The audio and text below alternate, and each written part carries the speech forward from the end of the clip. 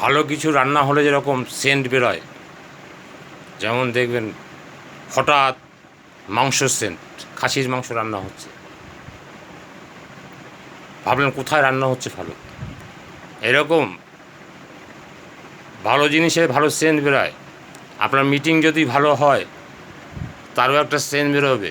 Meeting শেষে দেখবেন জুনিয়ররা সব গ্রুপে গ্রুপে আলোচনা করছে, মিটিংয়ের পরে একটা মিটিং করছে, তখন বুঝবেন হ্যাঁ মিটিংটা খুব ভালো হয়েছে, সাকসেস হয়েছে। কেননা মিটিংয়ের পরে উপলব্ধির যেগুলো হলো সেইগুলোই সবাই আলোচনা করছে।